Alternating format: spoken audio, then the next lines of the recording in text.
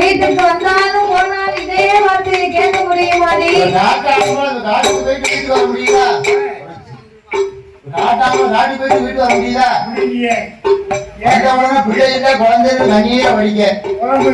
என்ன செய்யட்டும்? நீ பெண்ணாவது சொல்லி அழுவத பிள்ளை இல்லை பிள்ளை இல்லை பச்சை எடுத்த அன்னைக்கே சொல்லிட்டு இருக்காங்க. அவன் சொல்லிட்டு இருக்கான் பிள்ளை சொல்லி அழுவத நான் நானா பிறந்த ஆம்பளை நான் யார்கிட்ட போய் சொல்ல? ஆமா அதிகாரம் 5 மணிக்கு டீ கடை போய் டீ குடிச்சிட்டு அழுதுகிட்ட அண்ணாச்சி எனக்கு பிள்ளை இல்ல எனக்கு குழந்தைன்னு சொல்லி அழ முடியுமா? சொல்ல முடியுமா? அழுதவன என்ன செய்வான்? காரி மூஞ்சில துப்பிடுவான். ஆம்பளையா உங்களை மாதிரி பிள்ளைங்க பிள்ளைன்னு சொல்லி அழுதுட்டு துப்புனா கூட பரவாயில்ல. 4 பேர் 4 விதமா பேசுவான். எப்படி பேசுவான்? ஒரு ஆம்பளையா எப்படி பேசுற? உனக்கு கல்யாணம் முடிச்சு எத்தனை வருஷம்? கல்யாணம் முடிச்சது 12 வருஷம். 12 வருஷமா பிள்ளை இல்லைன்னு தெரியுதுல. மூத்தவரை டைவர்ஸ் பண்ணல. அவ தங்கச்சி இருக்கா பாரு, அவ கொழுந்தியா கல்யாணம் பண்ணிக்கலாம். அவளை கல்யாணம் பண்ணிட்டு வாடா, அவளுக்கு ஒரு பிள்ளை இருக்கும். அவ வந்து யோகத்துல இவனுக்கு ஒரு பிள்ளை இருக்கும் பாப்போம் அப்படின்பா. இவன் பேசாதமாக்கு பேர் வைக்கிற மாதிரியே பேசுவான். அதனால 4 பேர் 4 விதமா பேசுவாங்கம்மா. நான் போய் வெளியில சொன்னா அதற்கு அபமானம் இல்லையா? அதனால இனி நாம பிள்ளை இல்லைன்னு வருத்தப்பட வேண்டாம். காசை கொடுத்து ஒரு பிள்ளையை வாங்கி நம்ம பெற்ற பிள்ளையா வளர்த்தா என்ன? என் பெத்தாட்டம் பிள்ளையா? நமக்கு கடவுள் வேண்டிய செல்வாக்கு கொடுத்திருக்கிறார். அதை வைத்து நாம பணத்தை கொடுத்து பாசாங்குக்காக ஒரு பிள்ளையை வாங்கி வளர்த்தா என்ன?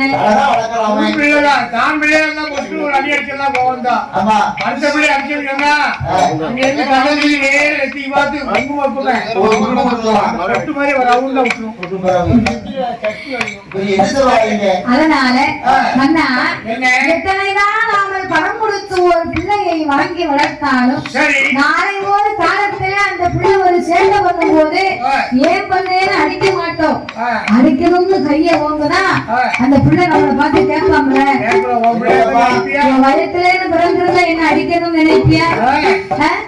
பெத்த பிள்ளையா இருந்தா என்ன அடிப்பியா? என்ன இருந்தாலும் நான் ஊரா விட்டு பிள்ளை தானே அப்படின்னு அந்த பிள்ளை கேட்பா.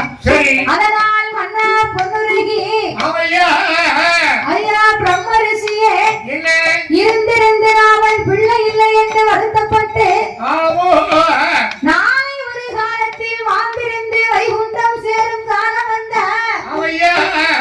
உனக்கு வருகிற குழந்தை கிடையாது. சேர்ந்திருந்து இருவேரும் சிவலோகம் சேரும் காலம் வந்த சேர்ந்தனப்ப நாமளுக்கு குழந்தை இல்லையே மன்னா. அப்படியே வாழ்ந்து வழிந்து போனாலும் செத்தனுக்கு பின்னால் நமக்கு பெரிய போராட்டம் வரும். எப்பேர் வந்த போராட்டம் வரும் தெரியுமா மன்னா?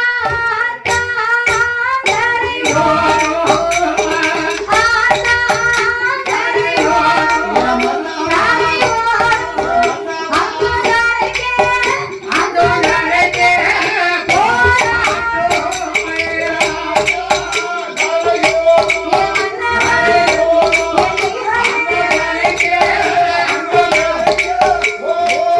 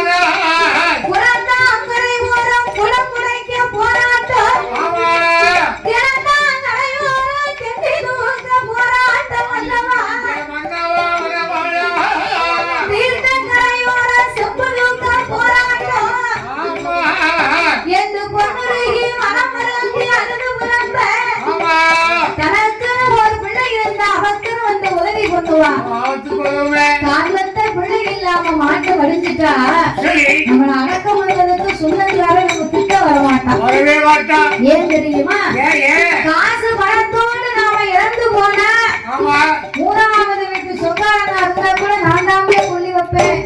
ஏய், எங்க சித்தப்பன் நான் தான் கொண்டு வைப்பேன். யாரும் கிட்ட வரக்கூடாது.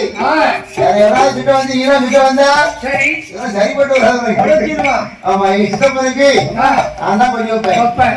பணம் காசு இருந்தா முன்னாடி வந்து இருப்பான். பணங்காசு இருந்தா சொல்லாமலே முன்னால வந்து நிப்பான். நிப்பான். பணங்காசு இல்லாம மாட்டு வடிஞ்சு விட்டா என்ன ஆகும்? சொந்த பெரியப்பா மகனா இருக்கும். இருக்கும். ஏப்பா, ஏ தம்பி, உங்க சித்தப்பா இருந்த வரைக்கும் உங்களதான் பிள்ளைய நினைச்சாரு. பிள்ளை இல்லாமலே வாழ்ந்தால் உங்களை பிள்ளையா நினைச்சு வளர்த்தார். உங்களுக்கு வேண்டியதெல்லாம் வாங்கி கொடுத்து செலவு பண்ணாருடா. திடீர்னு செத்து போனாரு. ஆனா அவருக்கு காரியம் பண்ணுவதற்கு பெத்த பிள்ளை இல்ல. சரி வளர்த்த உங்களெல்லாம் நீங்க தாண்டா வந்து காரியம் பண்ணணும், உங்க கைய வைங்க அப்படின்னா அவன் சொல்லுவான். காசு பணம் இல்ல பத்தியடா, அதுக்கு பேசுவான். போங்கடா போலத்தவங்களா, நான் செத்து போனேன் எங்க அப்பனுக்கே கொல்லி வைக்கிறியா? ஏன் கொல்லிக்கிறீங்க? அவனே பெற்ற வீட்டுக்கு வெள்ளை நிக்க போயிட்டான். அதனால பெற்ற அப்பனுக்கே கொல்லி வைக்கல. ஒண்ணு மத்த பையன் இவனுக்கா நான் கொல்லி வைக்க போறேன்.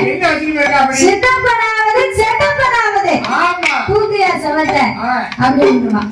அதான் சொல்லியிருக்காங்க, பணம் வண்டியிலே குணம் குப்பையில இருக்கான். பணத்துக்கு தான் மதிப்பே இல்லவர ஒருவர் குணத்துக்கு என்னைக்கு மதிப்பு கிடையாது.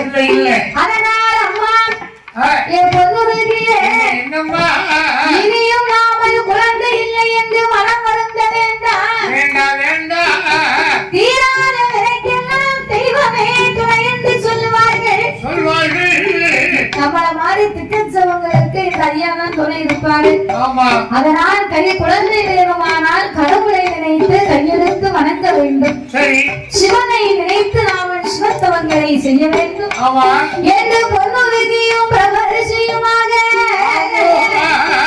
பிரம்மலோக வட்டணத்திலே வந்து வெள்ளிசமாய் தலைமுழுகி ரதங்களை செய்திருந்தார்கள்.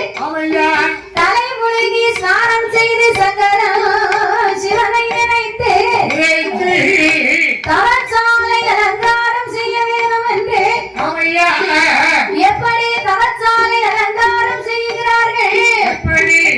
சாந்தி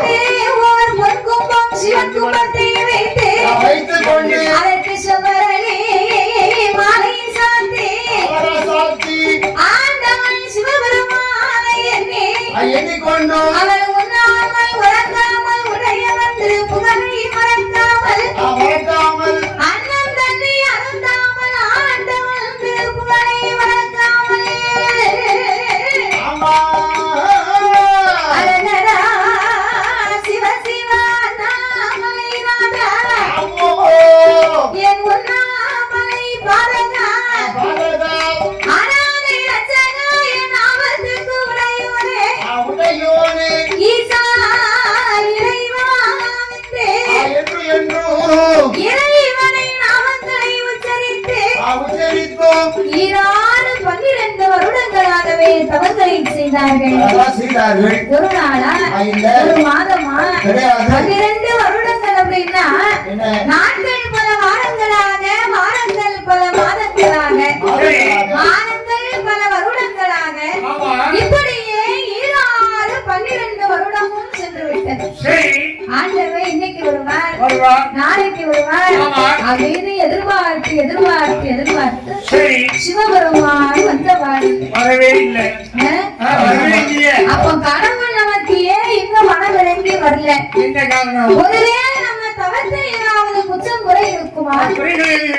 ஒருவேளை தவறாகத்தான் அவன் தவங்களை செய்து விட்டோமா? என்று கடவுளாகிய சிவனை எண்ணி இரு பேர்களும் கண்ணீரை வடிக்கிறார்கள். ஆண்டவனே பகவானே சம்போ, ஆண்டவனே பகவானே சம்போ அடி ஆசையும் தவத்தை பாரும், அடி ஆசையும் தவத்தை பாரும்.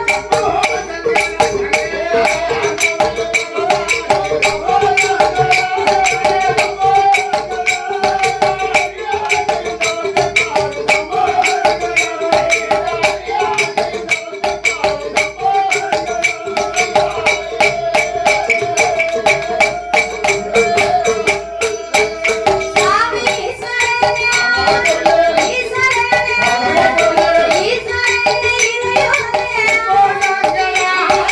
சம்போ சங்கரா, ஏழை செய்யும் தவத்தை பாரும், ஏழை செய்யும் தவத்தை பாரும்.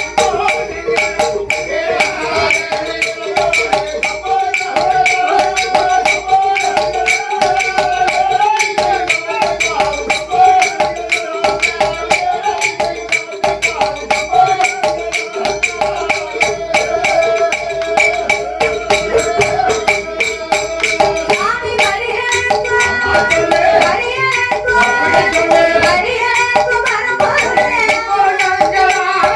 சம்போ சங்கரா, ஏழை செய்யும் தவத்தை பாரும், இந்த காலம் செய்யும் தவத்தை பாரும்.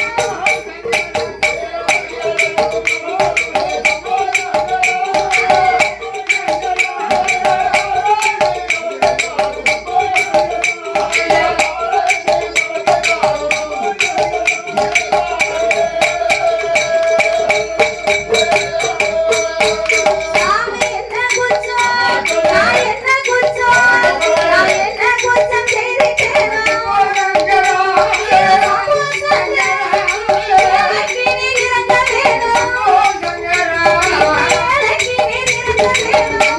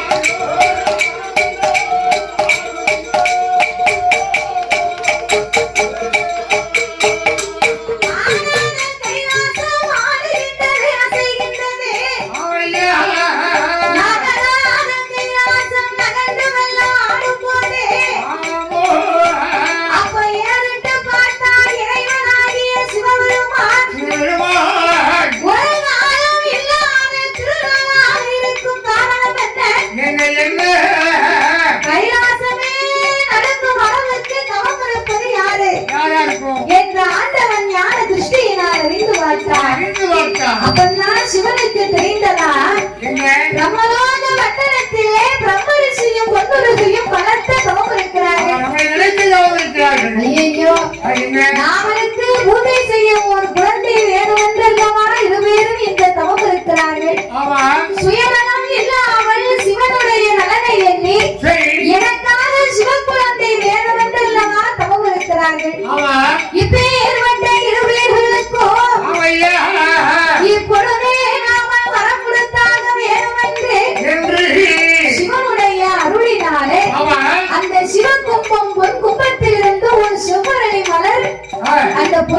மடியிலே விழுந்தது. உடனே பொன்னுருகி கண் விழித்து பார்த்தார். சிவனுடைய அருளால் விழுந்த செவரனே மலரெடுத்து அவனையே இரு கண்களில் ஒத்திக் கொண்டு தன் தலையிலே சூடி சிவனே அவள் கருள்வாளித்து விட்டாரே. இன்னைக்கு நம்ம வீட்டுல பூஜை பண்ணும் போது சாமி போட்டாவில இருந்து பூ கீழே விழுந்துட்டா தவறா நினைக்க கூடாதா? கடவுள் நமக்கு வர கொடுத்துட்டார், நமக்கு உத்தரவு கொடுத்துட்டார் அப்படின்னு அதை ஏற்றுக்கணுமா? அதனால் இந்த சிவன் கும்பம் பொற்கும்பத்தில் இருந்த பூ எடுத்து இரு கண்ணிலே ஒட்டி தலையிலே சூடி அரண்மனைக்கு திரும்பி நாமல் தவத்தை முடிக்க வேண்டும் என்று இந்த பொன்னுருகியும் பிரம்மரிசியுமாக அரண்மனைக்கு திரும்பி வந்து அவர் என்ன செய்கிறார் தெரியுமா? பொன்னுருகி பிரம்மரிசி தவம் முடிக்க வேண்டும் அரண்மனைக்கு ஓடினார். அச்சரிசி அமது பங்கி அச்சரிசி அமது பங்கி அரையறிய மனைப்பார்.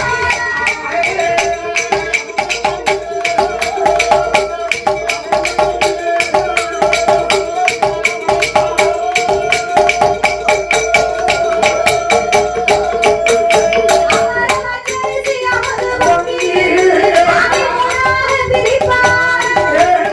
மூணாக தான் பிரித்து ஆசைக்கு ஒரு உருண்டை, ஆறாவது கண்ணுக்கு ஒரு உருண்டை, மூணாவது உருண்டையாக கரையும் அவன் அழுகுவாள். சாதமனை மறைப்பாள். அறையிலே அமர்ந்து கொண்டு இரட்டைய கட்டுவாள். இரட்டைய கட்டுவாள்.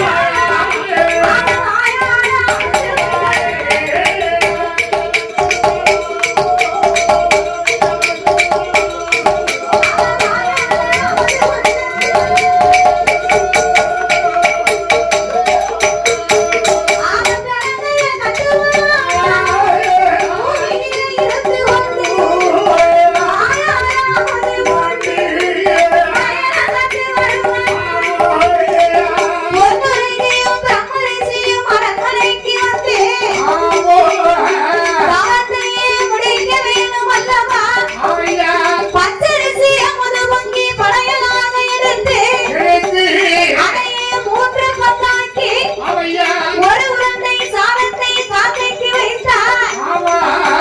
ஒரு உருண்டை சாதத்தை தாராவின் கண்ணுக்கு வைத்து மூணாவது உருண்டையை எடுத்து தரையை கழுவி அதிலே சாதத்தை படைத்து பூமியிலே அமர்ந்து கொண்டு பிறந்தையை கட்டி வாயால் அமுது ஒண்ணு வயனம் காத்து வருகிறார் இந்த பொன்னுருகி. இப்ப உள்ளவங்க யாராவது அப்படி பிள்ளைக்காக சாப்பிடணும் நினைக்காங்களா இல்ல சாப்பிடுறாங்களா? ஐக்கிரவுண்டுக்கு போய் எப்படி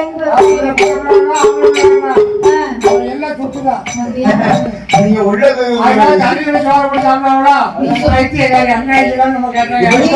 இப்படித்தான் தம்பதிக்கு வந்து 12 வருஷமா குழந்தை இல்லை. சரி, கல்யாணம் பண்ணி 12 வருஷமா குழந்தை இல்லை. சரி, உடனே திருச்செந்தூர் கோயிலுக்கு மாலை போட்டு கணவன் மனைவியும் சரி, ஒரு பிள்ளை வாங்கணும்னு கோயிலுக்கு வராங்க. சரி, எதுக்கு?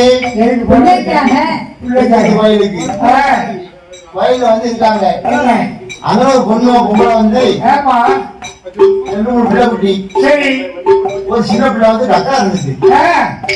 உடனே அந்த பெண்ணை நீங்க தெரியுமா, குழந்தை வேண்டி வச்சுக்காக பார்த்தீங்களா, அந்த பெண்ணை கூப்பிட்டு என் பிள்ளைய நீ குடிச்சிக்கோ, நான் தண்ணி கொண்டு வரேன் ஆகி போயிட்டு சரி, என் பிள்ளைங்க கையில வச்சிரு அப்படின்னு அந்த குழந்தைக்கு வரவாங்க வந்த பொம்பளை கிட்ட பிள்ளைய கொடுத்துட்டா.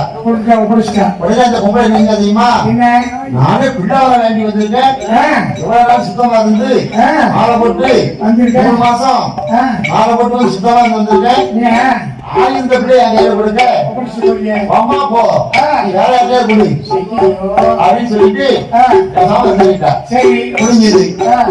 இவ கோயிலுக்குள்ள போறப்பட வேணும். ஆமா உடனே பூசாரி மேல ஆமா போய் சாமி கும்பிடுதா. இறைவா முருக கடவுளே உன்னை நம்பிதான் வந்திருக்கேன். எனக்கு அடுத்த வருஷம் எப்படியாவது ஆம்பளை பிள்ளையா பொட்ட பிள்ளையாவது சரி பிள்ளை காண இறைவா ஆமா வேலைவா அப்படின்னு கும்பிடுறா. சரி இவ கும்பிட பார்த்த உடனே ஆமா பூசாரி சாமி இருக்கு.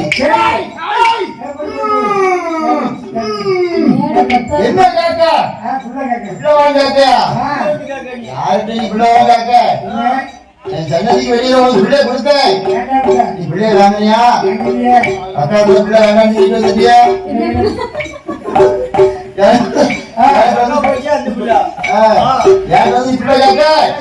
உனக்கு ஏழை திரும்ப பிள்ளை கிடையாது.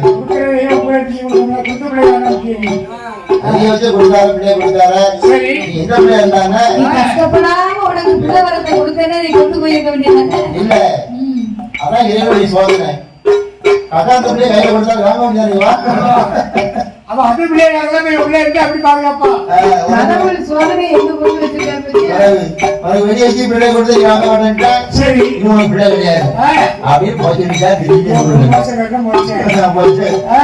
அதனால கடவுள் வந்து நமக்கு வரத்தை கொடுக்கிறார் அப்படின்னா காத்திருந்து புரிந்து கடவுள் இடத்துல வாங்கி கொள்ளணும்.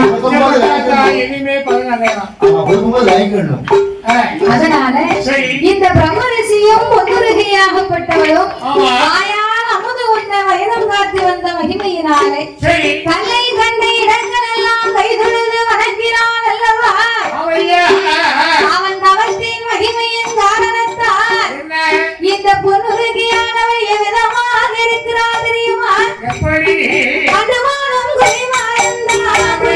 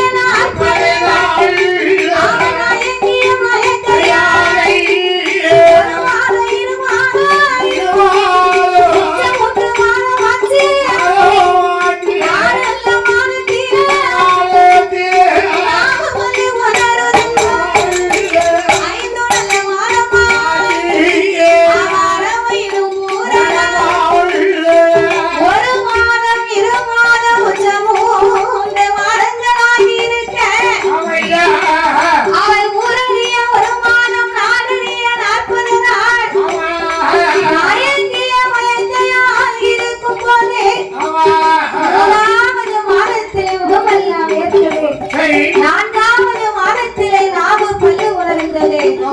5 மாதம் ஆட்சி அவள் அறவயிரும் புரணமாயிருக்க. அடேங்கப்பா இந்த பிரம்மரிஷிக்கு சந்தோஷத்தை பார்த்தியோ?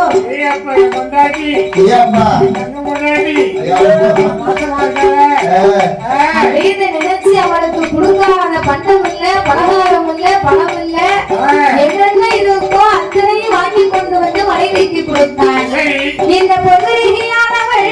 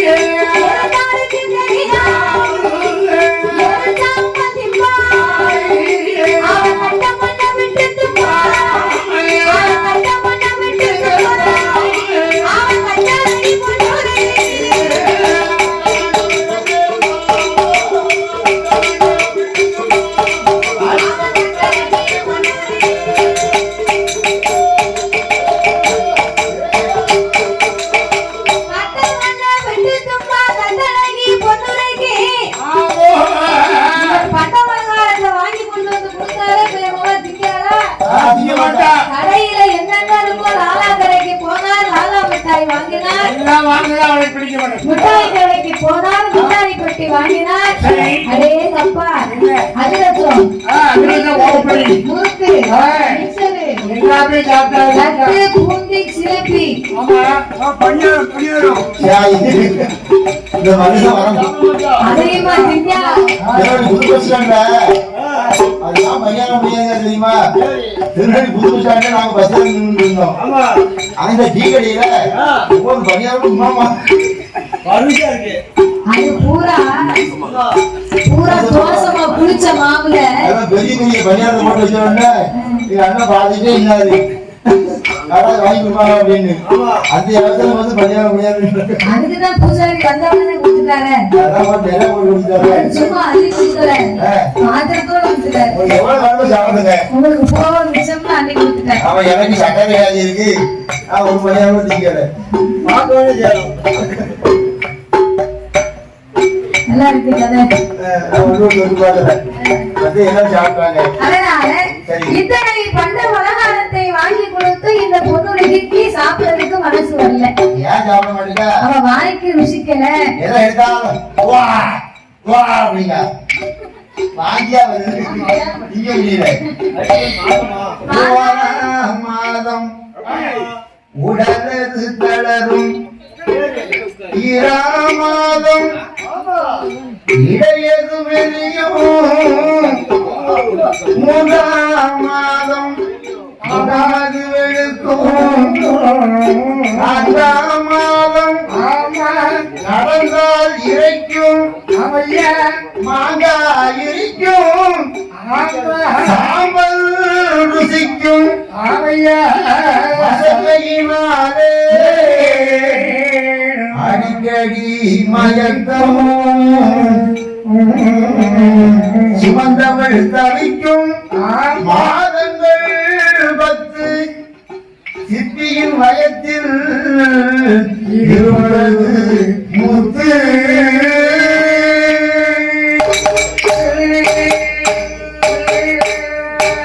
எந்த முத்து?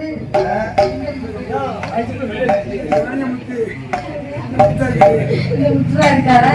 பரவாயில்ல. அதனால எது சாப்பிட்டாலும் அவள் வாங்கி போட வருது. பண்ட பலகாரம் சாப்பிடறதுக்கு பிடிக்கல. வாய்க்கு என்ன ருசிக்கும்னா புளிப்பா என்ன சாப்பிடலாம் நினைக்கிறேன். மாங்காயும் தேங்காயும் மலையில் உள்ள புளியங்காயும் அதுதானுக்கு தெரியாமல் அடுப்பு சாம்பல் திம்பா எதுதானுக்கு தெரியாமல் இருச்சாம்பல் திம்பா. எட்டாவது மாசம் ஆயிடுது இல்லையா? அந்த அம்மா மண்ணை தெளிச்சு தெளிச்சு தெளிச்சு அள்ளி வாயில போடுறாங்க. மண் வாசனை அப்படியே தெரியும். மழை வெள்ளி மண் வாசனை இவருக்கு ஒரு ஆசை. இப்படியாகவே 8 மாதங்களாகி இந்த பொதுருகியானவள் இருக்கின்ற பொழுது 8 நல்ல மாதமாக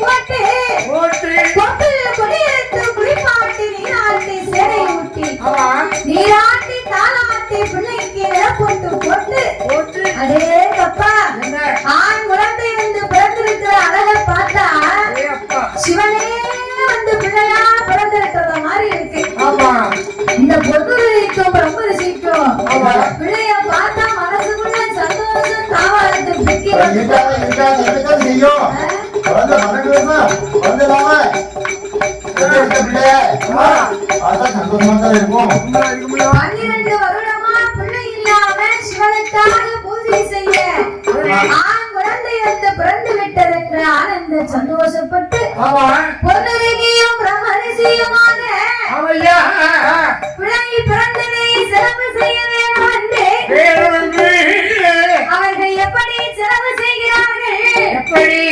செல்ல மகன் பிறந்தாரே, செல்ல மகன் பிறந்தாரே, செல்ல மகன் பிறந்தாரே, அவர் சீனி மலர்ந்தது செய்தார், அவர் சீனி மலர்ந்தது செய்தார்.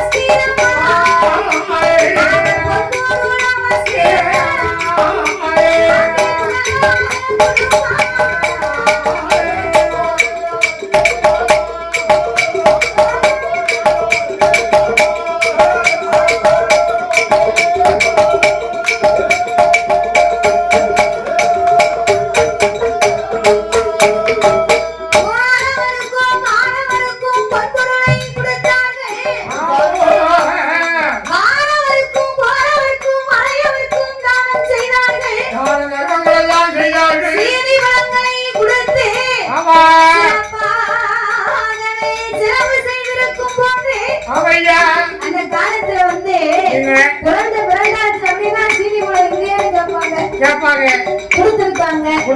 இப்ப அதான் கேட்கறாங்க. இப்போ அப்படி இல்லை. ஆம்பளை பிள்ளை வந்து பாட்டி உண்டா? என்ன பாட்டி? ஆம்பளை பிள்ளை பிறந்தா ஆப்பு, ஆமா, பொட்டை பிள்ளை பிறந்தா புல்லு. அப்ப ரெண்டு சேர்ந்து வந்தா அதுக்கு பெரிய பெட்டி. பாக்ஸ் ஐயா பாக்ஸ். அதாவது அந்த காலத்துல தான தர்மம் செய்தாங்க அப்படின்னா ஆமா. கல்யாண விழா இருந்தாலும் சடங்கு விழா இருந்து சடங்கு விழா இருந்தாலும் மாப்பிள்ளைக்கு வெட்டிங்க மத்தவங்களுக்கு கட்டிங்க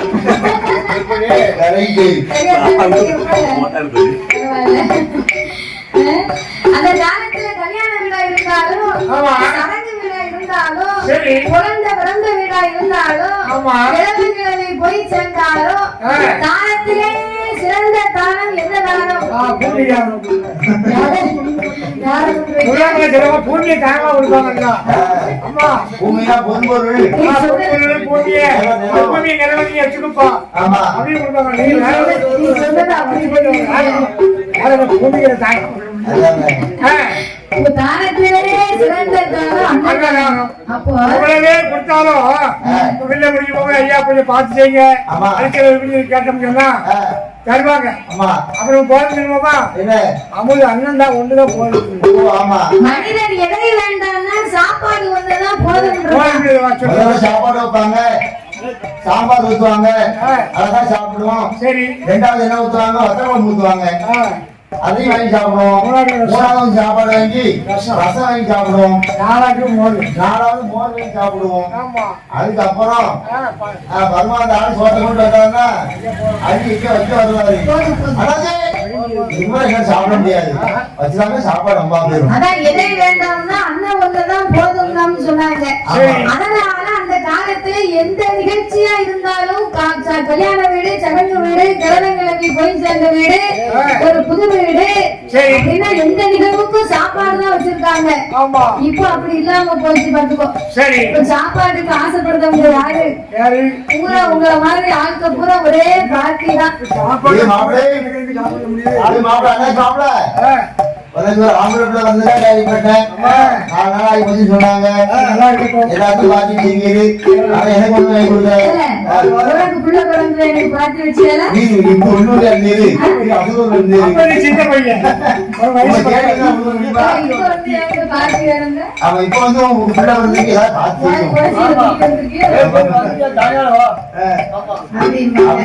அதுதான் கேட்காங்க. இப்ப பூரா அப்படி ஆகி போச்சு. அந்த காலம் சாப்பாடு போட்டாங்க, நல்லா சாப்பிட்டு ரொம்ப நாளைக்கு இருந்தாங்க. இப்ப போராட்ட முடிச்சுட்டு உடனே போய்க்கிற வேண்டியதான். என்ன செய்ய முடியும்? போய் குடிச்சாதான் பூரா குடல் அவிஞ்சு போது குடல் அவிஞ்சு போய்தான் இருக்கு.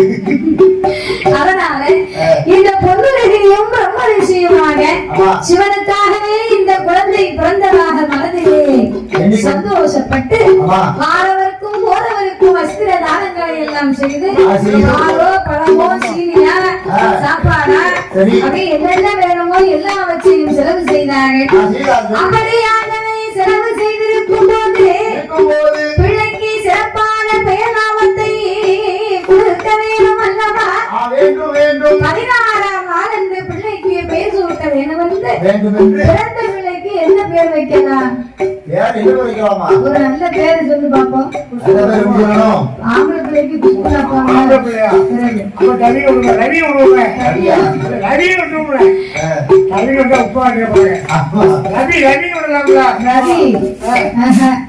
ரெண்டே எழுத்துக்கானா?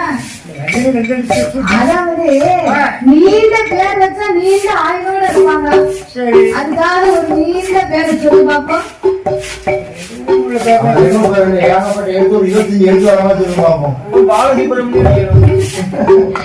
அதாவது அந்த காலத்துல பிள்ளைக்கு பேர் வைக்கிறாங்க அப்படின்னா அவங்க புடவை வீட்டினுடைய பேரை கொடுப்பாங்களாம். புடவை வீட்டினுடைய பேர்னா எப்படி?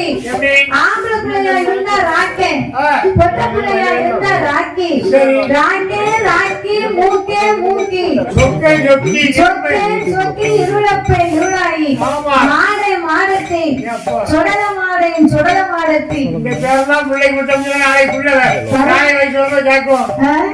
நீ எனக்கெல்லாம் ஒரு அப்பன் பேராசிக்க நீ அப்படின்னு பிராயம் வச்சுதான் கேட்பான். கருப்பே கருப்பாயி இப்படி எல்லாம் அந்த காலத்துல பேரு எவ்வளவு பேர்லாம் இருக்கு. அப்படி அந்த காலம் பேர் வச்சிருக்காங்க. சரி, இப்ப அப்படியா இருக்கு. இப்ப அவங்களுக்கு பிடிச்ச நடிகர் பேரு நடிகர் பேரு பிள்ளை குழந்தை சொன்ன உடனே செல்ல நெட்ல பாத்துக்கலாம். இந்த பேர் விடலாம், இந்த பேர் விடலாம். ஆம்பளை பிள்ளையா இருந்தா வாய்ப்பு விட மாட்டேன். சரத்குமார், கார்த்திகி, விஜயகாந்த், விஜய் அப்படின்னு வித்தியாசமா பேர் இருக்கு. சரி, பொட்ட பிள்ளையா இருந்தா சமந்தா, நயன்தாரா, நக்குமா அப்படின்னு பேர் இருக்கு.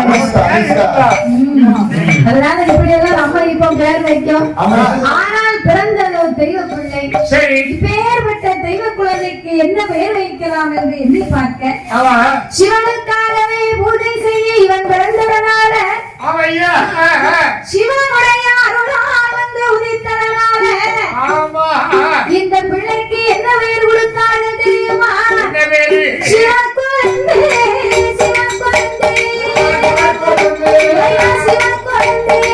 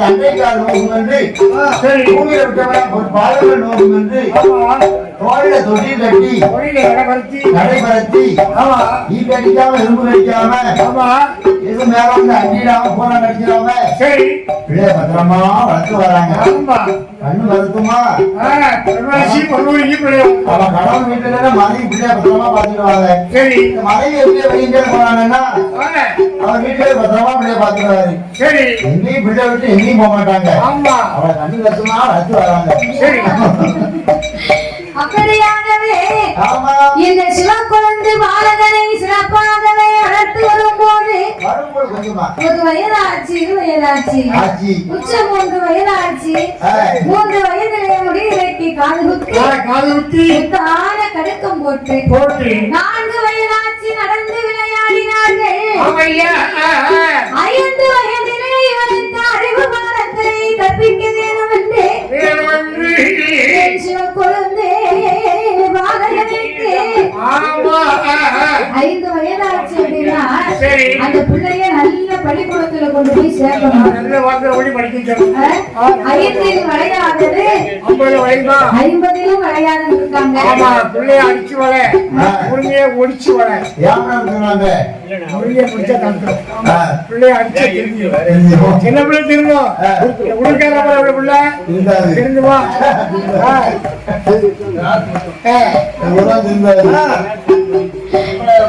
சரி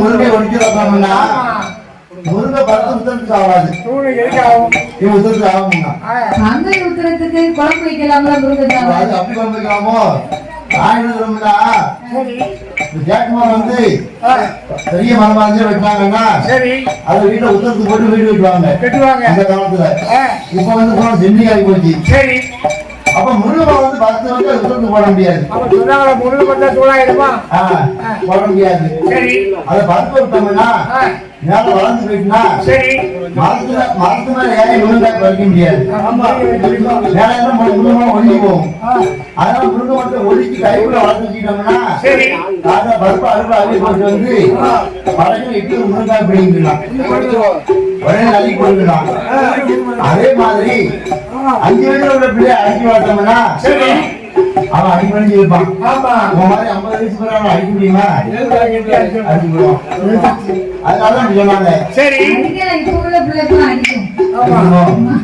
சரி அதனாலே இந்த சிவக்குழந்தை பாலகனே 5 வயதிலே அறிவு பாடங்களை கற்பிக்க வேண்டும் என்று அழகான பள்ளிக்கூடத்துல சேர்த்தாத்தான் பிள்ளைகளுக்கு பாடம் கிடைக்கும். ஆமா அந்த காலத்துல பூரா சரி இப்ப இருக்கிற மாதிரி நோட்டு பாடம் இல்ல, பூரா ஏட்டு பாடம்.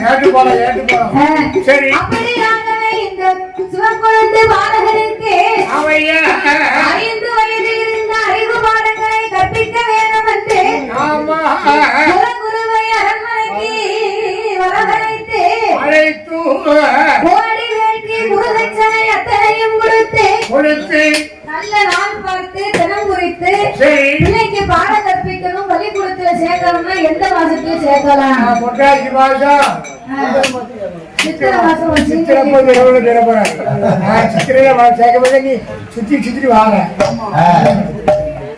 2ஆம் மாதம் சேர்த்தோம்னா சரி அரையாண்டு பத்து வந்துருவேன் சித்திரை மாசம் பள்ளிக்கூடத்துக்கு லீவ் விட்டுருவாங்க. புரட்டாசி மாதம் பள்ளிக்கூடத்துக்கு அரையாண்டு பூசங்க. அரையாண்டு பரீட்சை ஒரு பக்கம் நடந்தாலும் அந்த பரீட்சை முடிஞ்சு லீவு முடிஞ்சு பிள்ளைய சேர்க்கலாம் அப்படின்னா பிள்ளைய பள்ளிக்கூடத்துல சேர்க்கிறோம் அப்படின்னா புரட்டாசி மாசத்திலே சரஸ்வதி பூஜை அன்னைக்கு விஜயலட்சுமி யாரு ஏன் நான் பழகிட்டே போதுனே புரட்டாசி மாதம் சரஸ்வதி பூஜை அன்னைக்கு மறுநாள் விஜயதசமி விஜயதசமினா என்ன அர்த்தம் தெரியுமா? விஜயதசமி அப்படின்னா விஜயதசமி அவர் விஜயதசமி விஜயதசமி அப்படின்னா வெற்றி என்பது பொருள். அந்த நேரத்துல அந்த காலத்துல அந்த நாளையில எதை தொட்டாலும் நமக்கு வெற்றிதான் கிடைக்குமா? அதனால சரஸ்வதி பூஜை அன்னைக்கு எழுத்தாணி பிடித்து ஏடு தொடங்கி மறுநாள் விஜயதசமி அன்னைக்கு அன்னையில இருந்து பிள்ளைக்கு அழகாக பாடங்களை கற்பிக்க ஆரம்பித்தார்கள். சரி ஆனா முதல் அக்கண்ணா வரைக்கும் ஆமையா காணா முதல் இக்கண்ணா வரைக்கும் ஆமா ஹரி ஹரி சித்தரி ஆமா குற்றால பகுதிகளுக்கு அறிவோம் நன்றாக குருவே துணையது. ஆமா குற்றால மகத்தில் என்ன இருக்கு? இந்த வருஷம் சீசன் கொஞ்சம் கம்மி மழை இல்ல அது சித்த அறி இது சித்த அறி சித்த அறிவு ஆ, நான் சித்த அறிவு பரவாயில்ல. ஹரி ஹரி சித்தரி அறிவோம் நன்றாக குருவே துணையது. ஆமையா குருவே வாழ்வென்று ஆமா அன்னையும் பிதாவும் முன்னறி தெய்வம் சரி ஆலயம் தொழுவது சாதமும் நன்று. ஆமா மாதா பிதா குருவே துணை என்று என்று இந்த சிவக்குழந்து மாலங்கள் ஆமையா ஐந்து நல்ல வயதிலே அறிவு பாடும் மணிப்பான ஆறு நல்ல வயதிலே அடிச்சுவடி மடித்து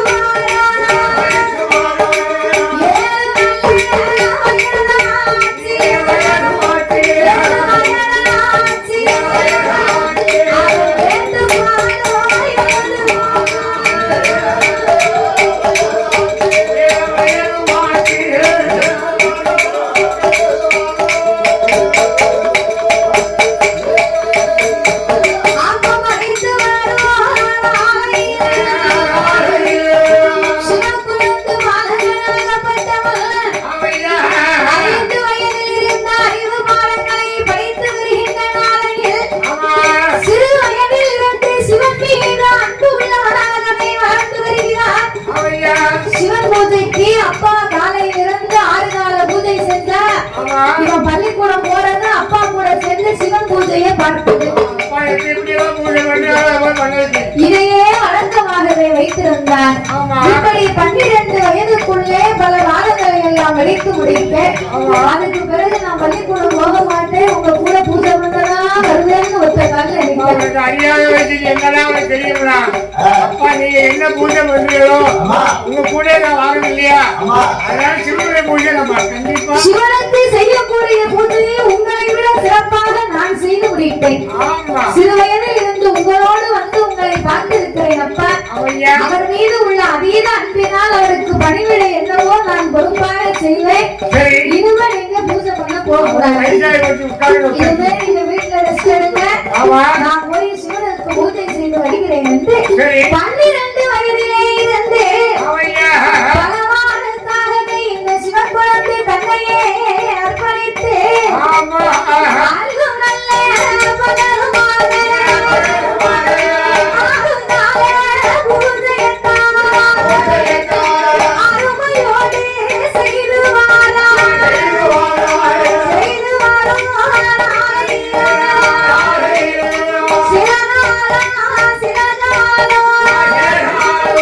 சிவன் பூஜை செய்யும் போது ஒரு நாள்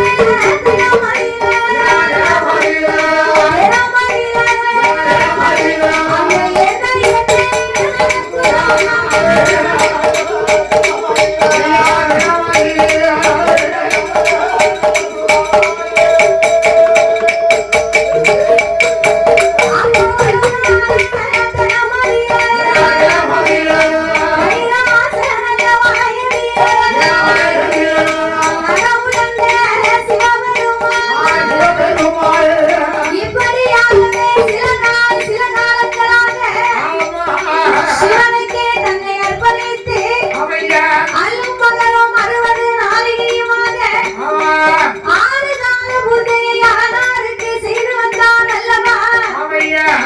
இவன் பூஜை செய்ய செய்ய செய்ய சிவபெருமான் சிவக்குழந்து பூஜைக்கு அடிமையாகி சாயங்காலம் ஆகி போச்சு, காலையில ஆகி போச்சு அப்படின்னா சிவக்குழந்து எப்ப வருவோம்னு எதிர்பார்த்துட்டு உட்கார்ந்துருப்பார். பார்வதி இதை கண்டார். இப்படியே சென்று கொண்டிருந்த சிவபெருமான் அப்படியே வளர்ந்தாலும் வளர்ந்து சிவகுலத்தே தஞ்சம் இந்த கடவுள் நினைச்சிட்டு இருக்காரு. இப்படியே இருந்தா கடவுள் நாமளை மறந்து விடுவாரோ என்று இந்த சிவகுலத்தை இனி இந்த பகவானுக்கு பூஜையை செய்யக்கூடாது. சரி அதுக்கு நாம என்ன செய்யலாம்? இப்படியே பூஜை முறைக்கிறேன். எனக்கு ஏதாவது ஒரு சூழ்ச்சி ஏற்பாடு செய்ய வேண்டும். ஆமா. பார்வதியை நாரத மகாமுனிவரை அழைத்து சொல்ல, சரி நாரதனோ இந்த சிவன் பூஜையை செய்ய விடாமல் இருக்க வேண்டும் என்று ஆமா நேர இந்திரன் சபைக்கு வந்தார். தெய்வேந்திரனிடத்திலே சில சூழ்ச்சிகளை சொன்னார். சரி அப்பா தெய்வேந்திரா, என்ன 1000 வருடத்திற்கு ஒரு முறை ஆமா இந்திர சபையிலே மாற்றுவது வழக்கம். சரி அதனாலே ஆமா தேவர்களுக்கெல்லாம் பெரியவராக இருக்கக்கூடிய நீ ஆமா இந்த சிவக்குழந்தை பூஜையை ஆண்டவர் ரொம்ப பொறுப்பா வரந்தான் வரணும்னு எதிர்பார்த்துக்கிட்டு ஆமா சிவக்குழந்தைன்னு மூச்சுக்கு 300 தடவை சொல்றாரு. அதெல்லாம் நீ செய்வா. இனிமே இப்படியே போய்கிட்டு இருந்தா உன் சீட்டு காலியா போயிடும் பாத்துக்க ஆமா அப்படின்னு சொன்ன உடனே சரி இனிமே இந்த சிவக்குழந்தை பூஜைக்கு வரக்கூடாது, இதற்கு ஏதாவது ஒரு இடைஞ்சல் ஒன்று செய்யணும். சரி தெய்வேந்திரனுக்கு சூழ்ச்சிகளை சொல்லிக் கொடுக்க ஆமையா வரக்கூடிய காலங்களில் ஆமா சிவபெருமானுக்கு திருக்கல்யாணம் நடக்கவிருக்கு. சரி அன்னைக்கு இந்த சிவக்குழந்தை பூஜைக்கு வரக்கூடாது. ஆமா அப்போ ஆண்டவை என்னைக்கு வரவில்லையானாலும் இன்னைக்கு செய்த தவறுக்காக அவனை மன்னிக்க மாட்டார். சரி அதற்கு அடுத்து சிவக்குழந்தை இந்த கைலைக்கு வரமாட்டான், சிவன் அவனுக்கு சாதத்தை கொடுத்து விடுவார் என்று சொல்ல ஆமா இந்த சண்டாள தெய்வேந்திரனாகப்பட்டவன் ஆமா சிவன் பூஜையை அவன் கலைத்து விட வேண்டுமே என்று சிவனுடைய திருக்கல்யாணம் வரக்கூடிய காலகட்டத்தில் அவன் அந்த சிவக்குழந்தை பாலகந்தான் அரண்மனையில் இருக்கும் போது சாமானி சாமம் போல அதிக சாம